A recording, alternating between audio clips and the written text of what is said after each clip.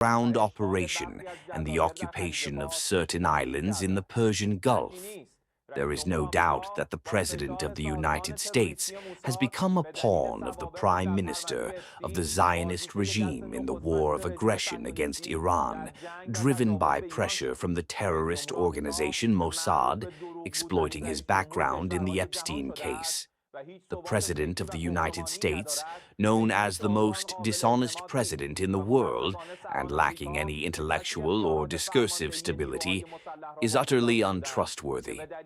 Unfortunately, America's leaders have delegated command of the armed forces to someone whose erratic positions and dangerous, wrong-headed decisions have plunged the U.S. military into a swamp of death.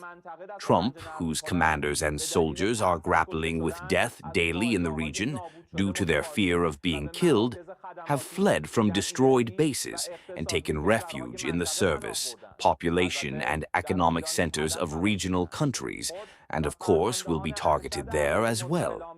He and his senior commanders of the crumbling American army expect resistance from commanders and soldiers on battlefields thousands of kilometers away. Trump drums up a threatening topic one morning and backs down the same evening. He talks about negotiations one moment and decides to escalate the war a few hours later. This unstable and deceitful individual has inflicted immense damage on the people of America, Europe, and countries around the world, especially those in the Middle East. The President of the United States has proven that the only language he understands is the language of force. In response to Trump's recent threats of a ground operation or the occupation of any part of Iranian territory, which are nothing more than wishful thinking, we declare that the warriors of Islam have long awaited such actions.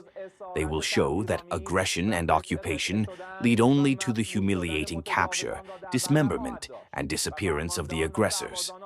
American commanders and soldiers will become good food for the sharks of the Persian Gulf.